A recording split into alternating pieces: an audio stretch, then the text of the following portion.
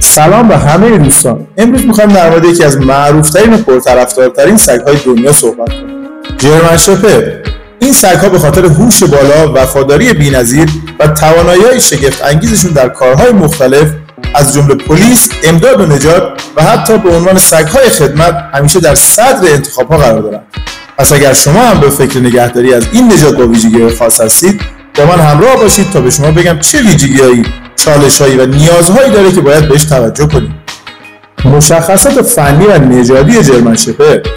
جرمن شپرد سگی از نژاد کاری و چوپانیه که در ابتدا برای محافظت از گله‌ها و کمک به کشاورزان پرورش داده شده. این نژاد از آلمان میاد و حالا به یکی از پرطرفدارترین سگ‌ها در دنیا تبدیل شده. جرمن شپردها معمولا بین 60 تا 65 سانتی متر قد دارن و وزنشون بین 30 تا 40 کیلوگرم متغیره. این سگ‌ها دارای پوشش دولایه هستن که میتونن در شرایط آب و هوای سرد و گرم مقاومت کنن. نکته جالب اینه که این نژاد دو خط تولید اصلی داره، یکی برای کار و یکی برای نمایش. سگ‌های کاری معمولا برای کارهای سنگین مثل نگهبانی و پلیس استفاده میشن، اما سگ‌های نمایشی بیشتر برای خانواده‌ها و محیط‌های آرام‌تر مناسب هستن. تولید مثل و طول عمر.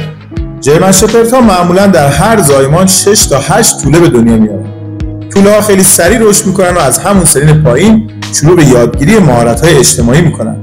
عمر این سگ‌ها معمولا بین 9 تا 13 ساله، ولی با مراقبت‌های درست و رژیم غذایی مناسب میتونن طول عمر بیشتری داشته باشن. باید توجه کنیم این سگ‌ها به دلیل ساختار بدنی خاصشون مستعد مشکلاتی مثل دیسپلازی مفصل ران هستن. بنابراین مراقبت‌های پزشکی و معاینات دوره‌ای از اهمیت زیادی برخورداره.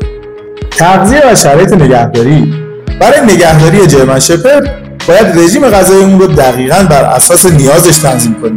طول سگ‌ها باید غذایی با پروتئین و مواد معدنی بالا مصرف کنند تا رشد مناسبی داشته باشن. در سن بزرگسالی باید غذاهایی با کیفیت بالا و متعادل رو بخورن تا از چاقی و مشکلات مفصلی جلوگیری بشه. همچنین این سگ‌ها باید در محیط‌های نگهداری بشن که فضای کافی برای بازی و دویدن داشته باشن. اگر در آپارتمان زندگی می‌کنید، باید حتما روزانه زمان زیادی رو برای پیاده‌روی و تخلیه انرژیشون بذارید، چون توی آپارتمان‌های کوچیک ممکنه برای این سگ‌ها محدودیت‌های خیلی زیادی ایجاد بشه. ظرفیت کاری و نیازهای انرژی.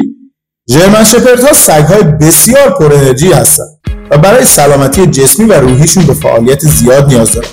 این سگ‌ها روزانه حداقل باید 1 تا 2 ساعت فعالیت بدنی داشته باشن. بدون فعالیت کافی ممکنه دچار مشکلات رفتاری بشن، مثل پارس کردن زیاد یا تخریب محیط. از نظر قدرت بدنی این سگ‌ها قادر به انجام کارهای فیزیکی سنگین هستن، ولی اگر بخواید ازشون برای حمل بار استفاده کنید، باید حواستون به سلامت مفاصل و استخوان‌هاشون باشه. این سگ‌ها به طور طبیعی برای کشیدن بار طراحی نشدن، اما میتونن در کارهای فیزیکی مثل جستجو و نجات یا کارهای دیگه بسیار موثر باشن. شرایط نگهداری و بازار در ایران. در ایران جرمن شپرد یکی از سگ‌های محبوب برای نگهبانی، کارهای امنیتی و حتی همراهی خانوادگیه. این سگ‌ها در مناطقی مثل شمال یا مناطق با آب و هوای معتدل بهتر رشد می‌کنند. در قیمت‌ها هم توله‌های جرمن شپرد بسته به اصالت، سلامت و خط تولید میتونن از 4 تا 15 میلیون تومان قیمت داشته باشن. البته قیمت‌ها ممکنه بسته به شرایط پرورش دهنده و منطقه‌ای که درش خرید می‌کنید متفاوت باشه. نکته مهم اینه که اگر قصد خرید دارید، حتما باید از اصالت طول، سلامت والدین و شرایط پرورش مطمئن بشید. جمع‌بندی. جرمن شپردها سگ‌های وفادار، باهوش و شجاع هستند که میتونن در خیلی از زمینه‌های مثل نگهبانی، کارهای حرفه‌ای و حتی همراهی خانوادگی موثر باشند. اما باید توجه کنید که این سگ‌ها نیاز به فضای مناسب، فعالیت بدنی منظم و مراقبت‌های پزشکی دارند. اگر شما هم فضای مناسب و زمان کافی برای نگهداری و رسیدگی به این سگ‌ها دارید، قطعاً جرمن شپرد میتونه یک همراه وفادار و پر انرژی براتون باشه. ولی اگر سبک زندگیتون ساکنه و یا زمان کافی برای مراقبت ندارید، شاید بهتر باشه به سراغ نژادهای دیگه برید. امیدوارم این اطلاعات به شما کمک کرده باشه که تصمیم درست رو بگیرید. اگر سوالی دارید یا تجربه‌ای با این نژاد دارید، حتما در کامنت ها با ما به اشتراک بذارید. مرسی که همراه ما بودید و تا آخر ویدیو ما رو همراهی کردید. خداحافظ.